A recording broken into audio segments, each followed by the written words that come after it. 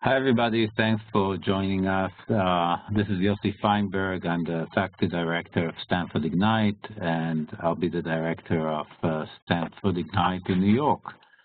The purpose of this session is sort of to give you another overview of the program. I'm sure you read about it, but it's always good to sort of emphasize the different parts of the program.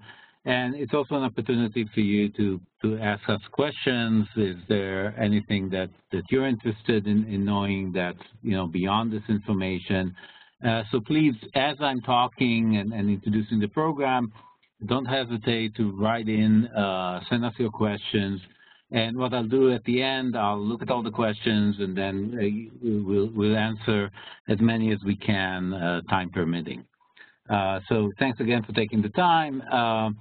Let me just sort of remind you what Stanford Ignite is all about. And it's about solving a problem. And it's a problem that we see a lot here in the Valley, but we see it even more dramatically manifest itself in other places around the world. And the problem is that the people who are doing the innovation, the people who are actually have the ideas and are executing on those ideas are not necessarily the most experienced people in starting new ventures. The skill set hasn't been, prepared for that usually, and what happens is that, because of that, there really are the people that can make mistakes that are highly avoidable. That are around actually the management skills or the business skills of a new venture, and that's the thing that we sort of figured out is the problem that we here at Stanford at the business school have specialized in solving. So this is really where we aim the program, and this sort of tells you also what kind of people we're looking for. We're looking for the people that will fit that profile of a need that we're trying to solve. So again, the causes of failure, they come, the multiple causes of failures, but we identify that, many of the failures are unawareness, lack of exposure to why ventures can fail.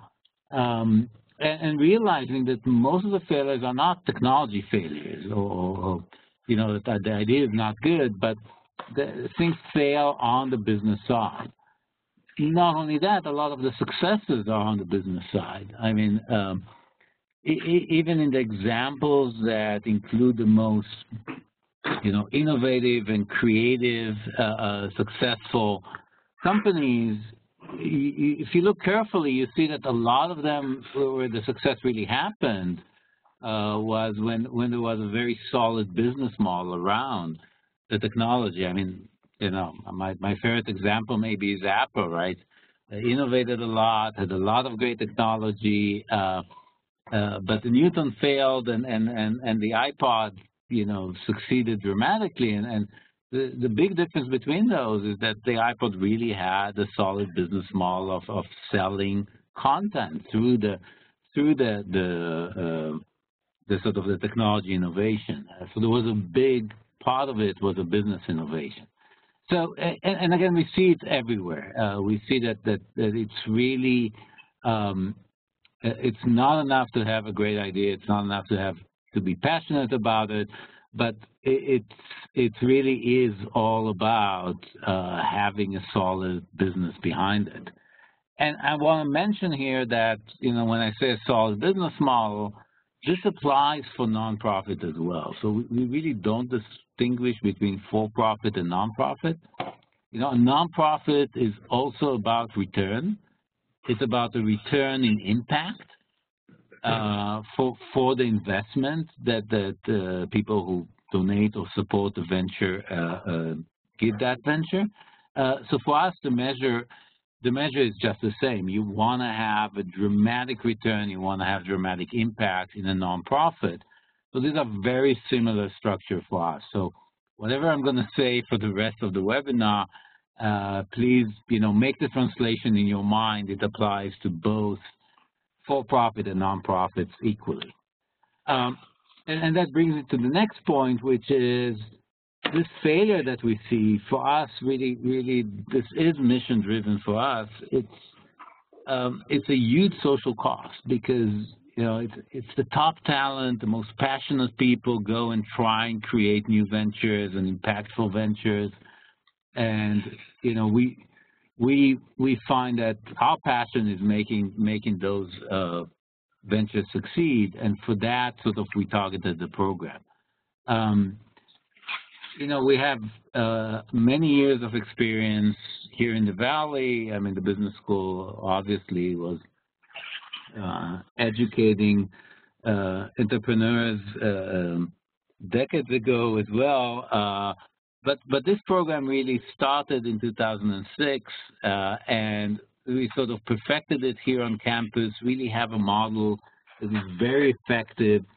We want it to be short. We want it to be loaded with content in a way that, you can always spend 3 years learning things, but those are 3 years in which you don't execute. So we brought it into a program that's very efficient. It has exactly what new ventures need to start and be successful. When we took this program around the world, we realized that it's essentially almost identical issues that new ventures faced everywhere in the world. And we have been teaching in our at the GSB here a very international group of students in our MBA program, and the content is really a content that is transferable. The whole idea is that the way the program is built is that it's going to help you not only in this particular idea that you're thinking about, but it actually will help you evaluate all of your ideas and be applicable to any kind of new venture that you want to develop.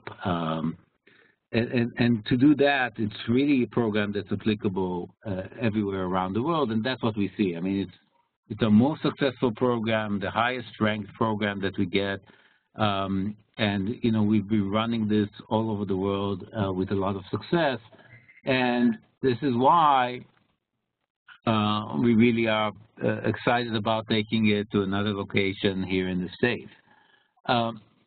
So let me tell you more about the solution. I know many of you have looked on the website and already sort of have a general idea about what the program is about, but I want to emphasize a few things, and those are important things. It really is a rigorous academic program, and we focus on the fundamentals of business as well as the practical implementation of those fundamentals. So think about it this way. We're not going to teach you, 3 sequence classes in marketing, because the idea is not to create marketing professionals. But we need to teach you enough of the conceptual way of thinking about marketing and unravel enough of those that, what's usually for most participants is black box of what marketing is trying to do, and turn it into something that you, for your venture, will understand what kind of marketing requirements will make this venture successful. So it's, again, a very condensed,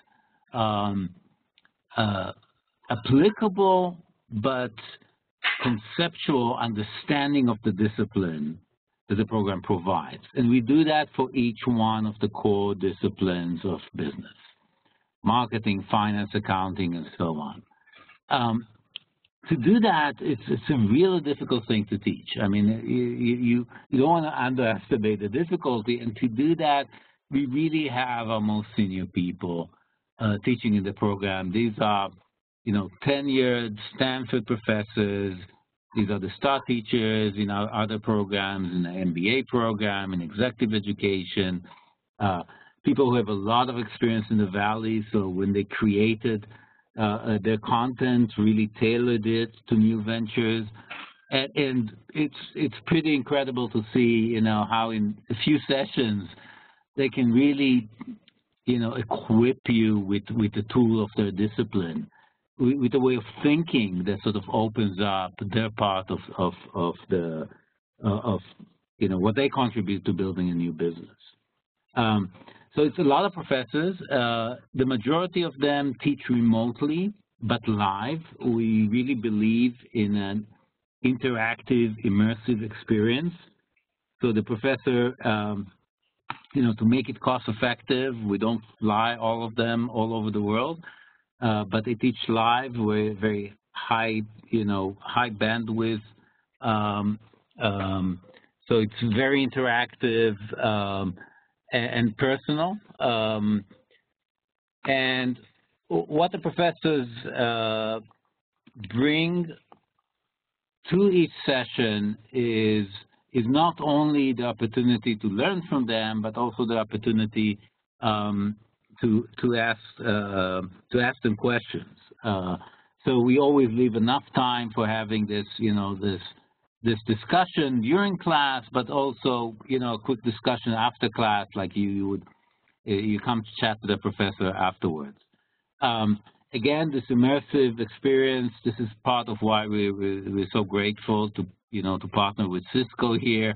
Obviously, they are the masters of bandwidth, and that's what allows us to have this very interactive experience. I want to mention here that the content is not only for entrepreneurs who are out there to start new businesses, but also if you're inside a large company and are looking to innovate inside that company, which means exploring new technologies or new markets for an existing large corporation. Again, the word usually people use for that is intrapreneurs. I'm not necessarily a big fan of it, but that's sort of what it's called. There are changes, even though a lot of the basic content applies. It's sort of when you're building a company inside, a new venture inside a large company, there are things that change, but that's more of the content that applies to the project component of the Ignite program, and I'll talk a little bit more about this later. So again, the content is sort of distributed to the core business skills that I mentioned before, more applied skills, and these are just as important as the core business skills.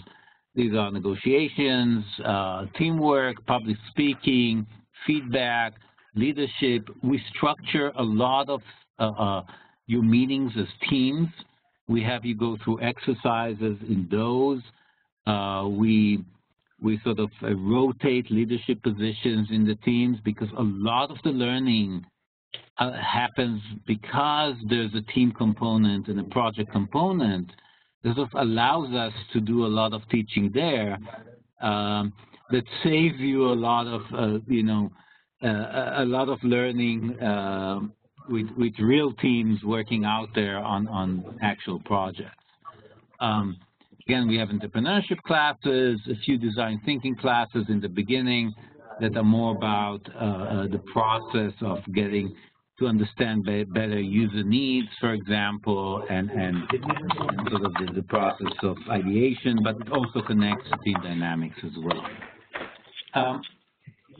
The team venture component is sort of the major component of the program other than the content, and it goes parallel to the content. So again, the objective here is to teach you how to evaluate ideas, how to formulate them, how to develop a business model around the idea with all the components of what will make for a successful venture, and how to communicate your ideas to different constituencies, right? It could be to investors, it could be to potential employees, and it could be to a network.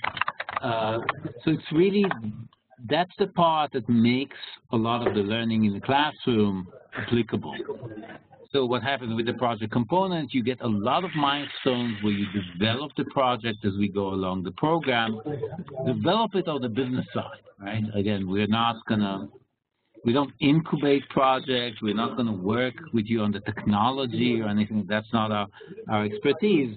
But given the technology or the technology potential that you're going to analyze, we're going to help you design a solid business model around it and develop all the skills of being able to do it with any ideas in the future. There's a lot that goes on to the project component, and there's a lot of moving parts. I'll mention just a few of them. Beyond this very structured setting of tackling the program, you get a lot of feedback. You get check-ins from me, from the faculty that's on the ground. You'll have mentors that will be assigned to each project based on the project needs. These are the people who will give a lot of industry experience that fits the project. We bring in a lot of panelists that provide you with feedback, and there's this final pitch at the end of the program where, you know, every team presents to professional investors or very experienced entrepreneurs or experienced people from the industry, and this is where sort of you get the final feedback on the business model that you created. In terms of benefits, I mean, again, we can go into more details. A lot of this is on the website, but obviously there's an academic benefit. You really learn the language of all these basic disciplines. Again, I don't think about this as sort of a diluted MBA experience or something of that sort. That's not the purpose. You know, if you get 4 sessions of accounting or 3 sessions, that's not going to make you switch into that field of expertise, right? While, you know, in an MBA program, you may decide that that's the direction that your career is going. So it's a very different setting, but you will understand what accounting can give you in building a business. And a lot of this is language and the way of thinking in that discipline. And that's a lot of the unawareness that we see out there comes from the fact that people are missing those components. Obviously, there's practical skills that are being developed, anything from the team experience that's very structured to the actual milestones. And what we see in many cases, people go through the program, they work on a project, then they go back and they say, okay, these are my ideas, these are the projects I might be interested in. And what they do is they sort of run the program through their ideas repeatedly and then pick the venture that they really want to spend their time and effort into. So we see that as a really replicable tool that you can take with you. Obviously, there's personal skills, public speaking, presentation skills, team skills, leadership skills that are developed. And finally, there's the network skill, you know, added value, which is, I mean, you work with mentors, you become part of the extended Stanford GSB network, and it's really a network of people who are passionate about entrepreneurship, innovation, and it's a growing network around the world. Obviously, there's, you know, the circles, widening circles to the network. There's the cohort that you'll be part of in New York, which is going to be a selective group of people who are, you know, who come to the program for the same reasons. Then there's the sort of the network of igniters that now is in the thousands all over the world. And you know, the wider network that includes our MBAs, our executive education participants, and even the, you know, the Stanford wider network. As I mentioned, you know, we have 9 years of success here on campus. Started in 2006. In Bangalore, we're going to be in our 3rd year this coming year. We've run for 2 years in Paris. We've run a program in Beijing. We've run a program in Santiago, and we're going to run a program in London. We did another program on campus for veterans of the U.S. Special Forces. We run 2 programs on campus. London is coming next year, Sao Paulo is coming next year, and New York is coming next year. So it's really a growing program. But I don't want you to get the feeling that this is like, it's not growing, not exponentially, not even linearly. We actually are growing it, and our focus now is actually on sustaining the program in every location. And sort of we will grow a few more locations in the future, but not at the rate we've been growing, because we really believe about in creating a community in every location that we're present. Again, this is mission-driven. We want to help the ecosystem with our expertise and be part of it. And again, this has been very successful around the world. Just to give you a feeling, the people in Bangalore, after the program was over, we're meeting on a monthly basis. In other locations, they're meeting almost on a weekly basis. And again, every community really coalesces around the program. And we welcome others. I mean, this is a program that really is all about pulling all our resources to support successful innovation. And that's what we're after all around the world. Again, I mean, this is an old slide. We have participants from many dozens of the biggest companies you can think of. So you name it, we have a participant from that company. The backgrounds of people coming in is, it really depends on the location, and there's sort of high variance between locations. But we get engineering, medicine, science, and humanities. I expect New York to generate more people from the arts, humanities, media. But again, it's hard to predict the characteristics of people that we get. The more diverse it is, the better it is, because the experience, especially the team dynamics experience, really tries to mimic a real venture. And in a real venture, you will have people who come for different reasons and with different backgrounds, and that's what really makes for effective teams. So again, getting the skills of working with diverse teams that can be so much more powerful is one of the things that we look forward to every location that we go to, and especially New York. Again, in terms of education, most participants have an advanced degree. It's not a requirement, but it turns out that once you go through the admission process, there is some correlation, and more people with advanced degrees get into the program, but it's not a necessary condition. So we are looking for outstanding people. Many outstanding people did not choose that path in their career. As I said, it's selective. We're looking for 30 to 40 people. I mean, that's usually how we start a new program. And the size depends on the quality of the applicants. So, if we get only 25 great people, that's the number of people we'll take. Because again, this is not about any quota or something like that. So it's really about our success is the success of the people who take the program. That's the success of our brand, and that's why we really focus on getting the people who will, a good fit for the program, will get the most out of it. The requirements, I mean, it's pretty easy to apply, but there's some process in it. We ask you to sort of obviously include the resume. We ask you for very short essays, again, a little bit to get to know you. And it's very important that we also get recommendations from people who know you well.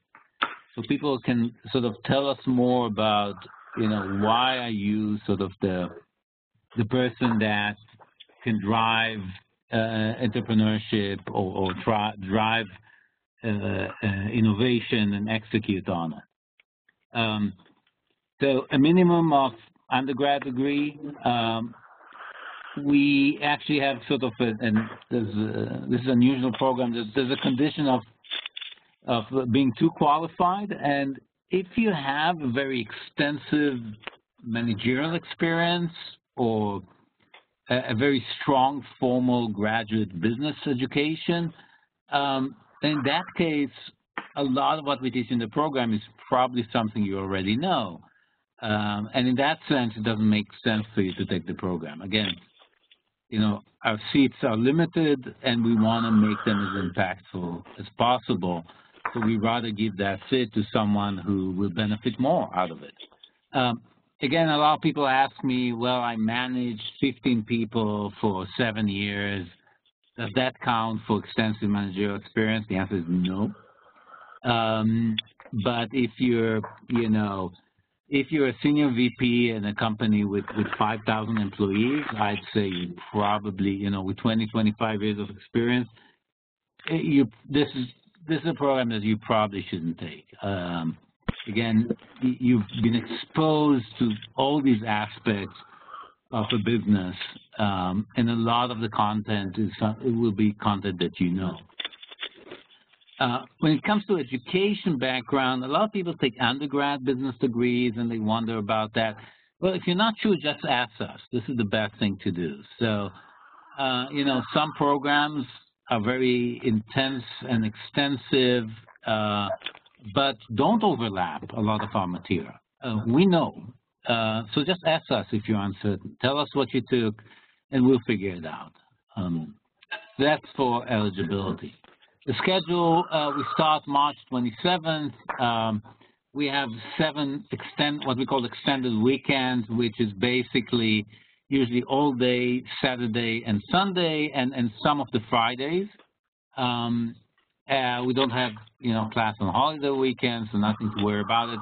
But it's roughly 100 contact hours in those 7 weekends. So as you can see, if you if you divide, it's a lot of hours per weekend. So we really, we really occupy all of your weekends. What's important to notice, and I have to tell you, this is a slide I show at the end of every program, telling the participants, remember I told you this and you didn't believe me. So please, please believe me when I say there's between 100 and 150 additional hours that you're going to spend on the program. And that's spent on preparation for classes. Again, we want to be efficient. The professor comes in, they're not going to rehash the case. They're going to have you read the case, think about the questions, they're going to run the discussion in classroom. This is how we make it effective. But there's also many, many hours that you're going to spend on the project. You know, unraveling what the business case is requires talking to a lot of people, interviewing people, doing a lot of research on your own, learning about competitors, learning about how other companies have done it in the past. I mean, it's tons and tons of work. You know, meeting the mentors, getting guidance, all these hours are hours that you not only have to devote to your project, you'll want to. You know, it's an extremely exciting experience, intense, sometimes stressful, but exciting, and you'll find yourself putting in that time. Why am I emphasizing this? Because if you know that you won't be able to, you shouldn't apply. You shouldn't apply if you can't truly commit that additional time and effort into the project. A lot of the learning works there, you know, happens there. So you want to get most out of the program, so please, please, please take it into account. If you have a significant other and you're applying to the program, tell them now, be nice now, buy some flowers. You have kids, give them some more hugs in advance. I mean, it's really an intense program. So make sure that you can allocate the time. If you know, talk to your boss, if you know, in your company, make sure that they realize what the commitment is, and they can allow you, and they won't start you know, having you travel while the program is going on, or sort of minimize the extra load. Make sure that you prepare if you're applying to the program. The cost, the same cost in New York that we have here on campus, which is $14,500. There's some partial tuition fellowships. Again, you'll get more details on that after you apply.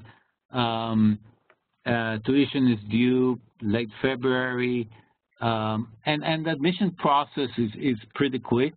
We interview all the applicants, so we have a first screening stage based on the application. Then we decide who we're going to interview, and after the interview, we make decisions pretty quickly. So that process concludes quite fast. Let me point out that when you wonder why it happens so much in advance of the program starts late March. Why do we want to conclude things so early? The reason is that we start working on the project ideas that you're going to submit before the program begins. So we ask people to submit their ideas. We then have other people sort of who are admitted to the program look at those ideas, have a discussion around them, start to vote and screen down some of the ideas. So we have the project selection process that begins before the program begins, and for that we need more time. This is why things happen early on. And finally, it's a certificate program. It's not about the grades.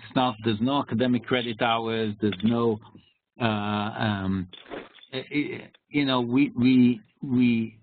it's a certificate program. We have mandatory attendance, so we expect you to be there. We expect you to provide, the milestones. But I can tell you that in the many, now getting into, dozens of programs we've never had an issue with sort of, teams sort of not eventually achieving the program milestones. So that's what it's all about. Again, I want to sort of summarize and then go to your questions. What's the problem? The problem is insufficient business skills. Very few people have started new businesses in very different fields many times and were successful. The extended program problem is that there's no community support necessarily of people who have just as much experience. What is our solution? It's really about providing those business skills. The focus is the business and management skills in a way that is transferable and in a way that sort of creates this high quality network. We focus on leveraging technology to make this cost effective. This may seem a lot to you, but it's actually much lower than what we would have to charge if we had to fly people around, that number of people. And for this length of the program, I'd say it's roughly a third of what an executive program will cost for the same amount of time. And our purpose is really creating an active global community and have an impact on the local ecosystem. And that's why we're coming to New York. So with that, I'll start answering the questions that you have. Maybe Jennifer can read those questions and I'll answer them. Sure. So thanks everyone for joining our webinar this evening and for sharing your questions. I hope that you find this to be a helpful exercise. One of the first questions that we received is, will the group be responsible for choosing the idea that they will work on together? And will we work on just one project throughout the program? Okay, good question. So let me explain the project component selection.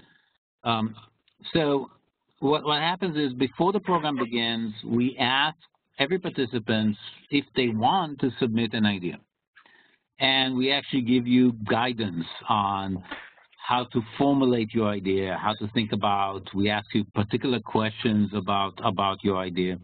And those ideas range from anything that, people woke up that morning and decided they have a new idea to people actually bringing products from existing companies, where it's a company's venture. And they're saying, okay, this is what we developed. We're looking you know, to actually create a new business line out of that. So we get a whole range of those possible ideas. What happens next is that the participants, each one of you, votes on what are the projects that they might be interested in working on. That's the first initial voting stage. Everybody gets 5 votes. You vote for 5 projects, your top projects, and then based on your votes, a subset of the ideas that were submitted go to the next stage. In the next stage, again, more guidance. We ask each what we call ID generator, people who brought their venture to the program, to provide a short video about the idea. And then what happens is the program begins, and on the first day, we actually have a mingling session. Again, I give you a little more guidance. Each idea that got to that stage is pitched, and then you get to talk a little bit more. And everybody submits their ranked orderings for the project. So, you know, suppose we start with 30 participants, 25 ideas. After you voted for them, you know, 11 of those went forward to the next stage. And then in the beginning of the program, those 11 idea generators all mingle, and then everybody ranks those ideas. You rank them by which ones do you want to be part of, right? After you rank them, we take your rankings and we form teams based on your preferences. Now, obviously, not everybody gets the top choice for 2 reasons. One is it could be that your top choice only has you as someone who's interested in working this. In that case, obviously, we can't form a team. It could be that your top choice, you know, that 12 other people who want the same project, so not all of them can work on the same project. So we form teams of size, you know, 5 to 6, sometimes it's a little bit less, a little bit more, but around 5 or 6 people per project based on your preferences.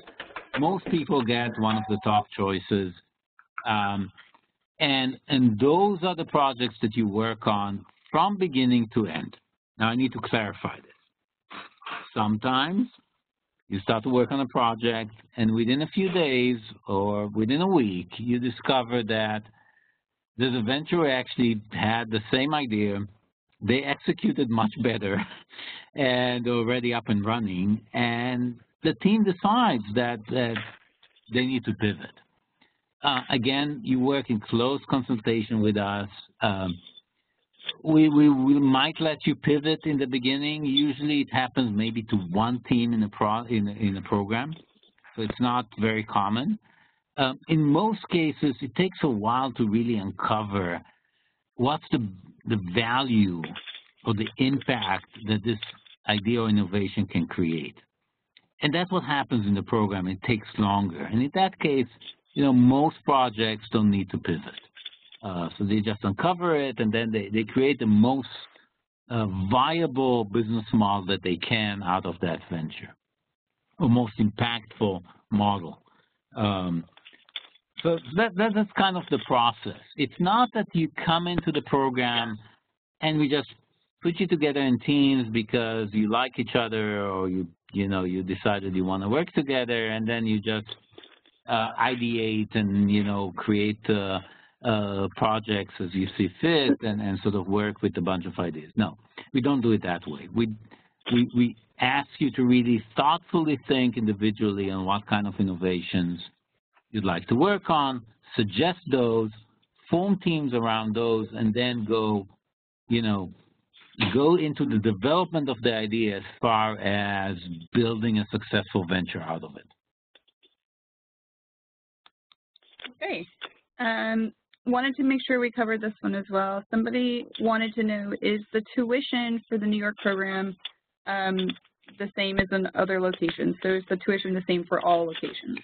No, the tuition is different in every location, and it's kind of, you know, makes a lot of, you know, economic sense that the pricing will be different for various reasons. One is our cost, but it also is, you know, cost of living. You know, if someone is there's a high cost of living in New York, but the ability to pay in Bangalore is dramatically lower as well. So, we take that into account.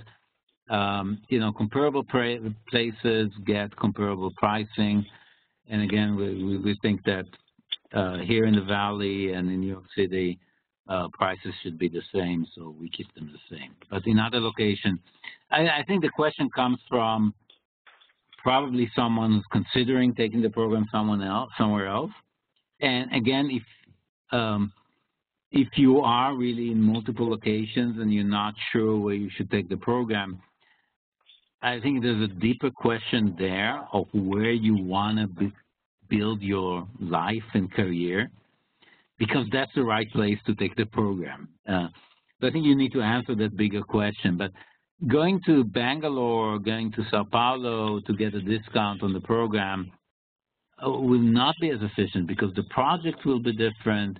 The community, the closer network will be more detached if you're going back to New York. So if you live in New York, if you see your career, your passion, you're building a venture in New York, that's where you should take the program. But otherwise, if it's somewhere else, go there.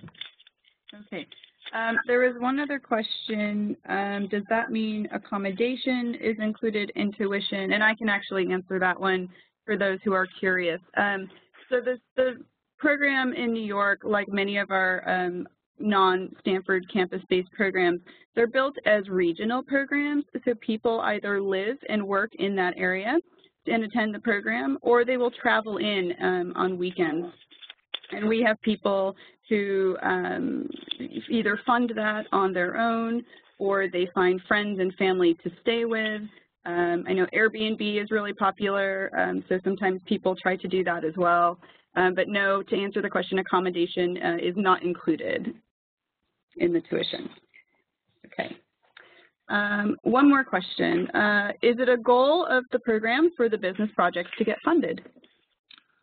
So that's, yeah, we get that question a lot. I want to make it absolutely clear, we're not incubating ventures.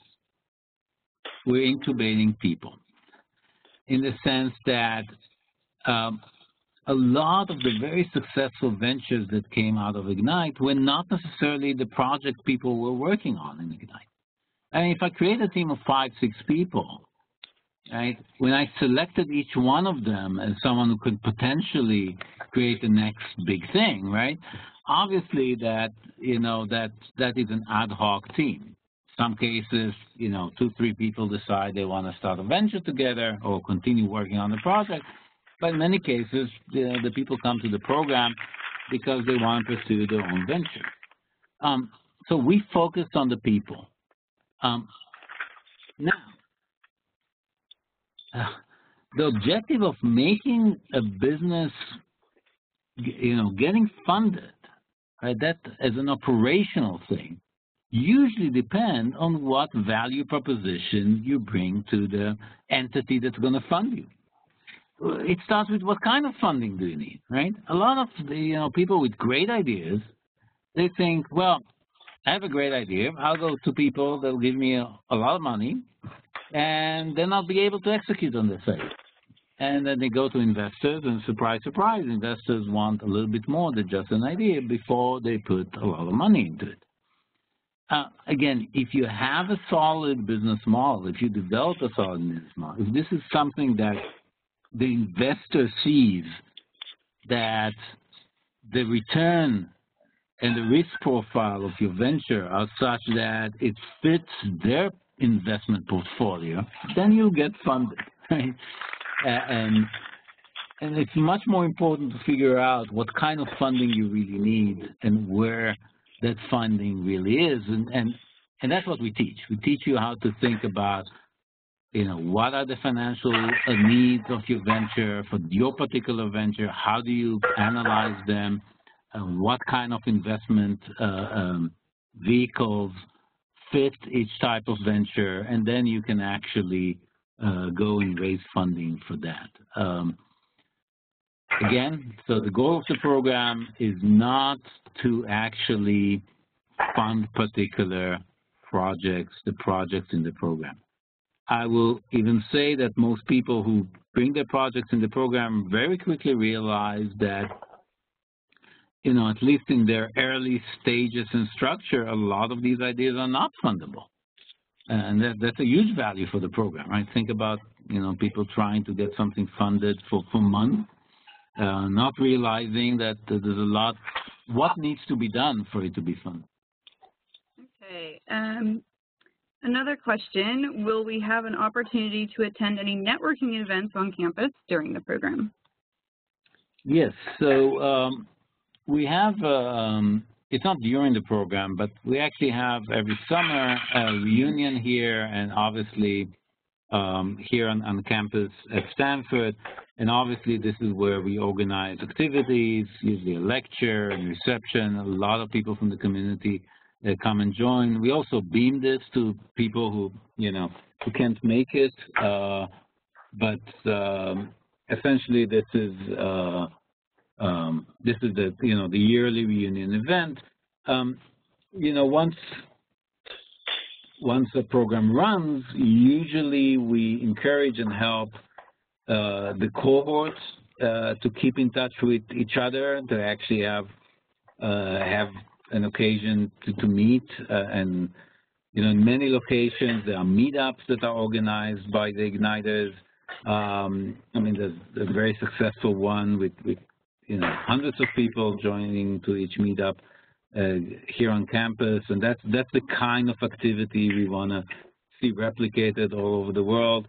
And obviously, when we return to a place a year after, we get the people who went through the program the previous year, get engaged with the new cohort. Again, we mix them together, we create events together, again, strengthening the community. So absolutely, all these are part of the activities that we do to create a community. Great. Jumping over to a question about the application process. Who should we ask to write the letters of recommendation? Oh, that's a great question. So it's a tough one, right? Because I'll tell you which letters we sort of are most helpful for us. On two dimensions: people who know you well, and people that we would trust their judgment, right? So your mom knows you really well. We love your mom, but she's sort of could be biased, and she may not have the experience that we're looking for someone to sort of give us a little bit more insight into your capabilities. So, if you work for a large company, or, senior people who know you well and are very experienced people and can write to your, tell us more about you, that's going to be helpful. If you work for a small company, obviously people who would know you better, but again, maybe closer to you. So in terms of their experience, maybe not as intensive. So again, find that balancing things. If you're still a student, like if you're a postdoc or a graduate student, so a professor who knows you well, that would be. So it really depends on your situation, but those are the two dimensions I want you to think about, which is someone who can actually write, knows me, right, and can write about what's special about me, and someone that when they see that person writing in, they'll say, okay, this is someone whose judgment they can trust in terms of, the depth and understanding of what we're looking for. Yossi, can you elaborate a little bit about the essay portion of the application? Wow, I always have a hard time answering that question.